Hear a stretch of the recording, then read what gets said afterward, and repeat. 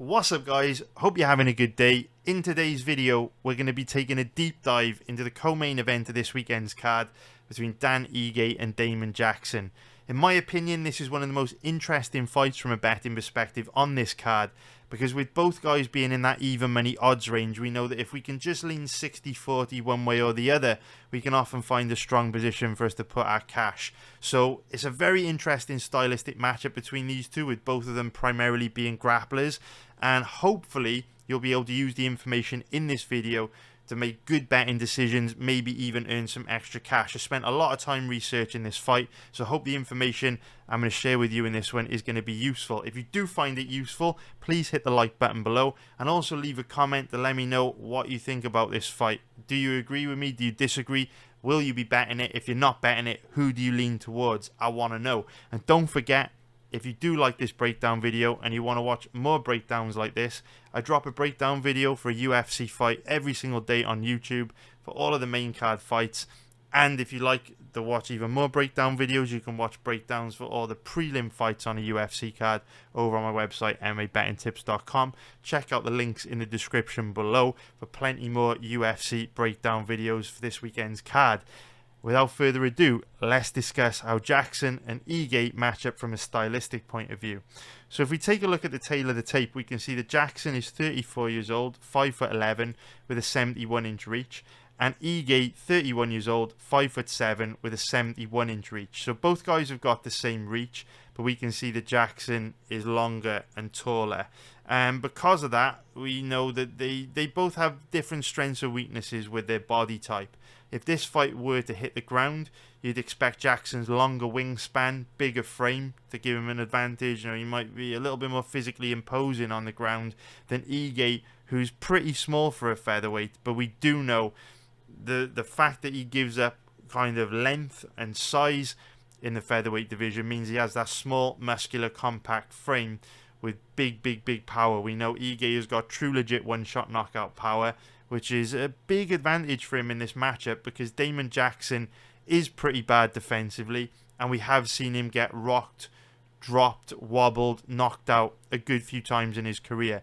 If you look at his record, he's only lost 4 times, but we can see that 3 of the 4 losses on his career all came as a result of a knockout. And aside from the fights that he's lost by knockout, we have seen Jackson get rocked a lot in his fights, because he's just not the most comfortable striker, not the best defensively, which isn't good when you're facing someone like Dan Ige that is very dangerous on the feet. His nickname at the moment, Dan 50k Ige, but when it came into the UFC, he was called Dan Dynamite Ige because of how hard he used to hit.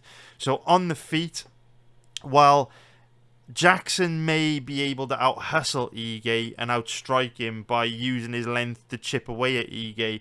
You know, we know that Jackson likes to throw long punches, long-range finding kicks.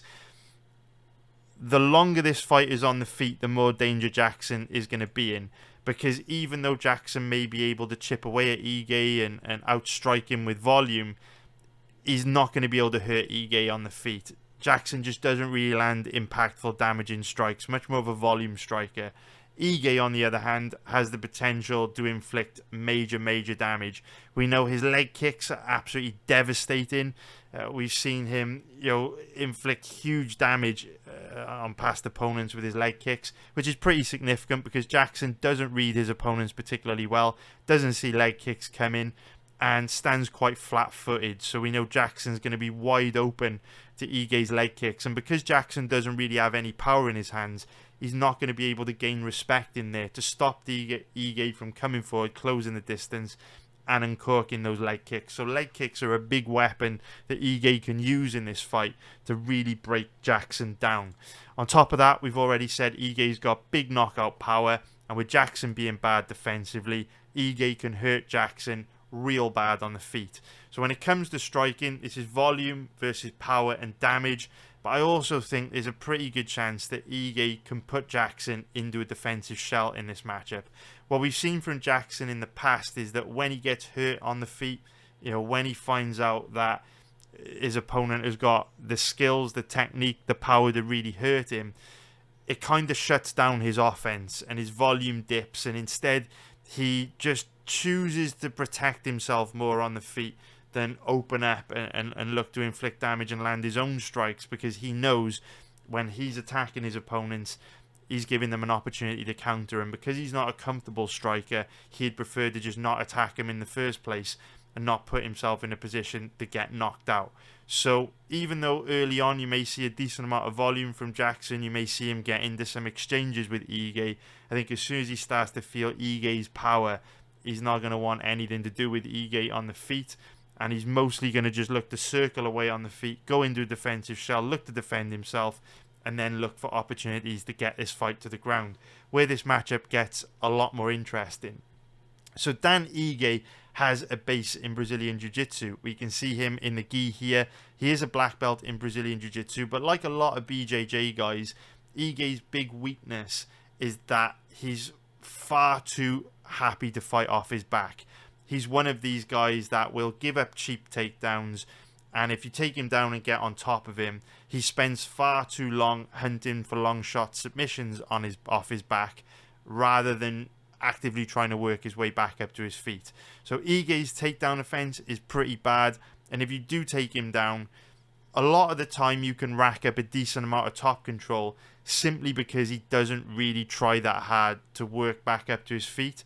When he does, he's pretty good at popping back up quickly, but because he's a BJJ guy, he just screws around a lot on the ground and just doesn't show enough urgency to work through bad positions. And this is obviously a big problem, because we know in MMA, position over submission is what counts. You know, whoever's in a dominant position is the one that's going to be scoring points in the eyes of the judges. So Ige often struggles on the ground because he's often on his back attacking with submissions instead of hunting for dominant positions or trying to work through bad positions. So while if these two got into a BJJ contest, I'm sure it would be very competitive. For me, Damon Jackson is by far the better MMA grappler out of the two, because Jackson really understands the importance of position over submission. On the ground, Ige's trying to choke you out, break your arm, you know, jump on a leg and blow your knee out, and that's all well and good if you get the submission, but we know that only 25% of, you know, fights end by submission. It's not easy to submit your opponent. Jackson, being much more positionally aware, has got a much greater chance of having more success on the ground, because he's the one that's going to be hunting for dominant positions. He's going to be the one trying to stay on top of Ige and beat him up from top position. He's going to be the one trying to get to Ige's back and control him from back control and put really dominant rounds in the bank. So for that reason, I do give Jackson a pretty big advantage on the ground. There is one thing Ige does a lot better than Jackson on the ground, and that's inflict damage. Ige's one of these guys that is able to inflict a tremendous amount of damage from top position. His ground and pound is absolutely devastating, but because he's one of these guys that is too busy often fighting off his back with submission attempts, you very rarely actually see Dan Ige in top position, because he doesn't try to take guys down that often. And so most of the time when his fights are on the ground is because he's been taken down and he's on his back, where he obviously doesn't have an opportunity to use that heavy ground and pound. So, considering everything that I've said, what does that mean from a betting point of view? Well, with both these guys being in the even money odds range, I have to lean towards Damon Jackson, simply because with Jackson's grappling, his offensive wrestling, you know, his bigger frame, his bigger size, his understanding of the importance of position over submission, his grappling control.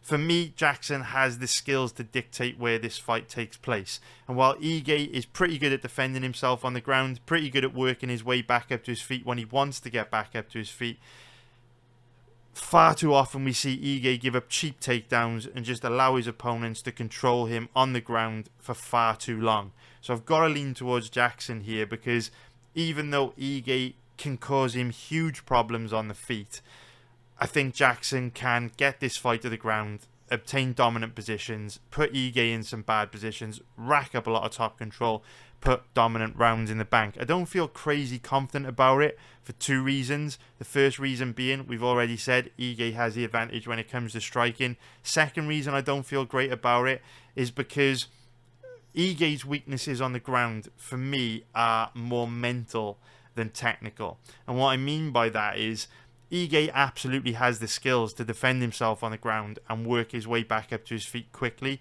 but he doesn't do that because he's too busy screwing around trying to submit his opponents. If coming into this fight he realizes that that mindset has cost him in recent fights against guys like Movsat Evloev and Chan Sung Jung, we may see him actually show some urgency for once and look to work through bad positions on the ground quicker. And if he does that, you know, if when Jackson takes him down, he works hard to quickly scramble back up to his feet, that's going to mean more of this fight will take place on the feet in kickboxing range, where we know Ige's got a big advantage. So while I definitely do lean towards Jackson, that's based on recent performances. It's not based on Ige potentially showing more urgency to work through bad positions on the ground, which is certainly possible, because for me, it's just a decision Ige makes in his fights to be passive on the ground and just not show very much urgency. So I do lean towards Jackson in this one in the even money odds range. I guess another reason why I lean towards Jackson is because I do think these guys are on opposite career trajectories. Even though Ige is the younger fighter out of the two, I think we've seen Ige on quite a big decline over the last couple of years. I mean, his record tells the whole story. When he first came into the UFC, he was racking up wins, lots of green, and then as soon as he lost that main event fight against Calvin Kattar, I know he's lost to very good guys. You know, Jackson would likely lose to Evloev, Emmett, and Korean Zombie as well. But the nature of the losses were a concern to me because Ige just didn't look like he had the fire anymore or the desire to win in his last 3 fights. When Ige first came into the UFC, he was tough, he was aggressive. You know, he was the kind of guy that would just love to bait his opponents into brawls, and we all know, you know, his highlight reel where he'd knock guys 6 feet across the octagon. Pretty impressive. We haven't really seen that fire in his last few fights. Haven't seen it since the Kattar fight, actually. And so I do feel Ige may have lost that fire and motivation. He's not the same guy that he used to be. Jackson, on the other hand, is, you know, he's hungry. He's talking about wanting to, break into the top 10. Sounds very motivated in his post-fight interviews. I just feel these guys are heading in opposite directions, heading on, based on recent interviews, and things they've kind of talked about in terms of where they're at in their careers. So now, if we take a look at the over/under and the prop bets, the over is set at 2.5 rounds, and when I look at any set of odds for a fight, I'm always looking at what gives you the best value for money. If you're asking me is this fight more likely to go the distance, more likely to end inside the distance, I would say it's more likely to go the distance, because I think the most likely outcome is Jackson taking Ige down, grinding him out, and I think Ige is skilled enough to defend himself from being submitted by Damon Jackson. So that's why I think the fight is most likely to go the distance. But if I were to bet the over/under on this matchup, I would actually take the under, because I think the under at odds of 2.48 plus 148 just gives you a better risk to reward ratio. We know that Damon Jackson's very bad defensively on the feet. We know Dan Ige has devastating knockout power, and with how frequently we see Damon Jackson get rocked, there's a very good chance Dan Ige knocks him out in this fight. On top of that, if Ige really has declined a lot to the point where he just doesn't have the fire anymore, doesn't have the motivation anymore, and these two guys start mixing it up on the ground, we know that Damon Jackson does have a tricky submission game. Nasty rear naked chokes, nasty guillotines. I could see Jackson, snatching a submission and putting away an unmotivated Ige that just doesn't really want to fight anymore. So even though I do think this fight's more likely to go the distance, I actually think the under presents better value at underdog odds. Now, in terms of prop bets for this one, Ige by knockout, should we take a look at the odds on that? Let's take a look. Where are they? Dan Ige to win by knockout. I don't like the odds on it, if I'm honest. Odds of 4.50 plus 350 don't get me excited. If they were like 6.0, 7.0, plus 500, plus 600, I would like that a bit more. For me, the odds are a bit tight there. What are the odds on Jackson by submission? Again, not great. What about Jackson by decision? Again, not great. Don't love the props on this fight. For me, this is a difficult fight for props because I see so many different possible outcomes. Ige could knock Jackson out. Jackson could win by decision. You know, maybe Jackson snatches a sub on the ground. I don't, feel too confidently about any particular outcome. So for me, props are very difficult on this one, and I don't have any real solid advice to give you there. I hope you found that breakdown video useful, and I'm hoping that that's going to help you with your betting decisions on this fight this weekend. If it did, hit the like button below, and also leave a comment. Let me know what you think of the breakdown. On top of that, don't forget, if you get a lot of value out of these breakdowns, you'll find far more of them on my website, MMABettingTips.com. I break down every fight on there.